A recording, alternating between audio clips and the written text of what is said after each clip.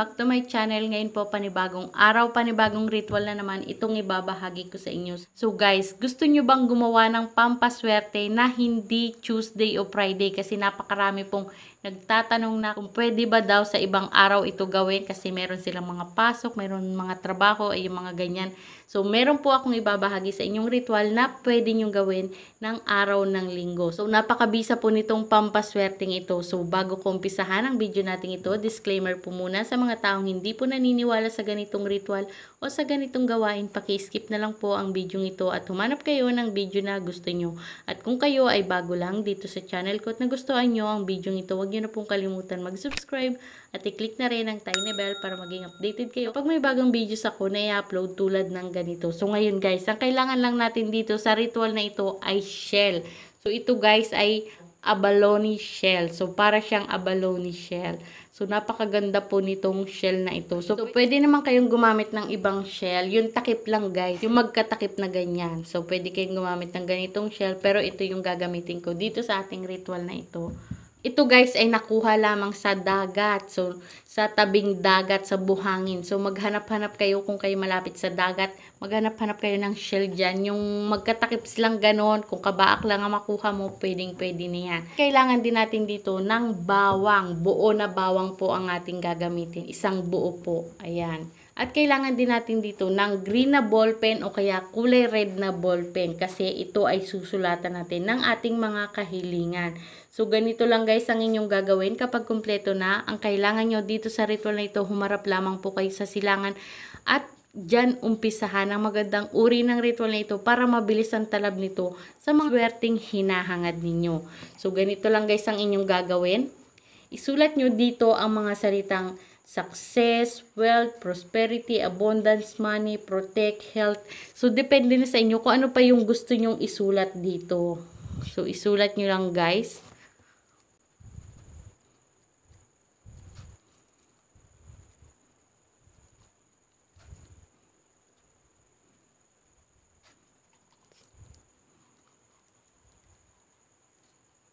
Kayo nang bahala guys kung anong pagkakasunod-sunod niyan. Depende na sa inyo yon. Isulat nyo dyan ang gusto nyong isulat.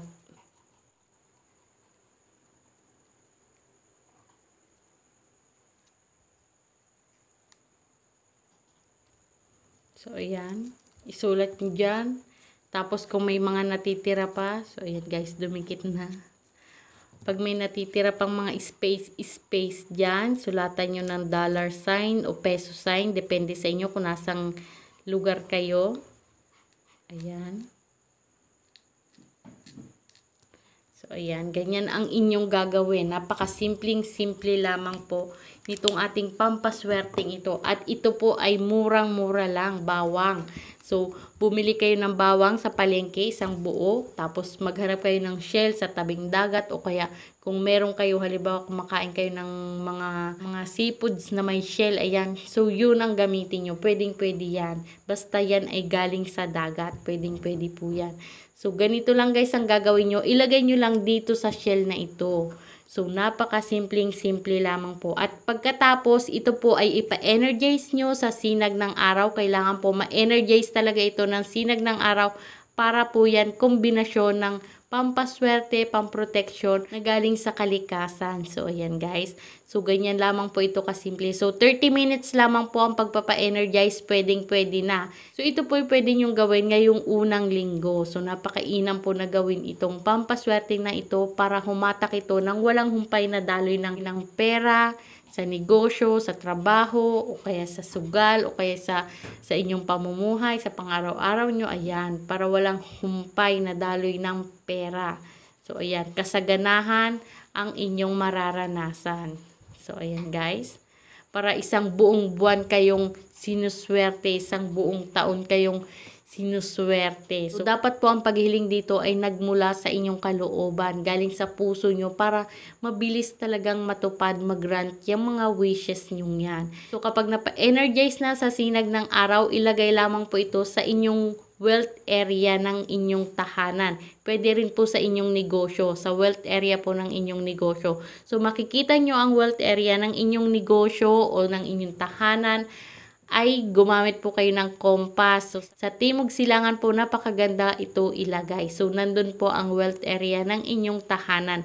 So, guys, gumamit kayo ng compass. Kung walang compass, mag-download po sa cellphone nyo ng compass para malaman nyo kung saan ang wealth area ng inyong tahanan. So, napakabisa po nitong pampaswerte, maghatak ng maraming customer, maghatak ng malaking benta, maghatak ng maraming pera, manalo kayo sa sugal. Ayan, napakabisa po nito para sa pag-aakit ng pera. So, napakaganda nito, guys.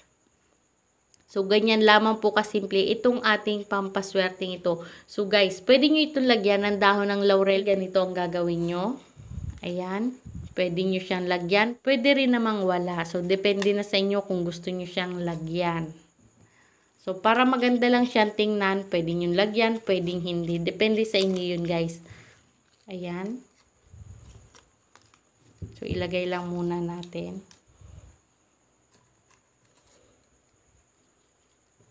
5 pirasong dahon ng laurel ang inyong ilalagay dito. So, ayan, guys. So, ayan. Ganyan ang inyong gagawin. Pero, pwede rin naman na wala. So, ayan, guys. So, ganyan lamang po kasimple itong ating pampaswerteng ito. Kung ito ilalagyan nyo ng dahon ng laurel, hilingan nyo na yung dahon ng laurel. Lubos-lubusin nyo na. Kapag kayo gumagawa ng mga pampaswerte at meron itong dahon ng laurel, huwag nyong kakalimutan na humiling sa dahon ng laurel kasi napakabisa po niya magtupad ng mga wishes. Basta lamang po galing sa kalooban nyo, nagmula sa puso nyo. Ang paghiling, ito po'y tunay na matutupad. So, ito po ay pangmatagalan na. Hanggat hindi nabubulok itong bawang na ito, ay hindi nyo po siya tatanggalin doon. Kapag siya'y nabulok na, malalaman nyo naman yan kung bulok na siya o hindi. So, kapag bulok na siya, ang gawin mo, ibalot sa plastic at itapon mo lamang sa basurahan or ibaon sa lupa. So, ganun lang ang inyong gagawin. Kung ito'y may dahon ng laurel, susunugin nyo ang dahon ng laurel. Humiling ulit kayo dito, pwedeng sulatan, pwedeng ibulong, at saka nyo siya sunugin at yung abo nito ay ipahangin nyo sa labas ng inyong negosyo o sa labas ng inyong tahanan. So, ganun lamang po kasimple yan. So, guys, yung shell na ginamit nyo ay pwedeng nyo pa yung gamitin sa susunod nyong ritual o kung gumawa ulit kayo ng ganitong uri ng ritual. So, ito po ay gagawin nyo ngayong first Sunday. Kung hindi magawa ng first Sunday, sa ibang Sunday nyo po gawin. So, pwede yun. So, guys, ganyan lamang po ito kasimple. So, ayan.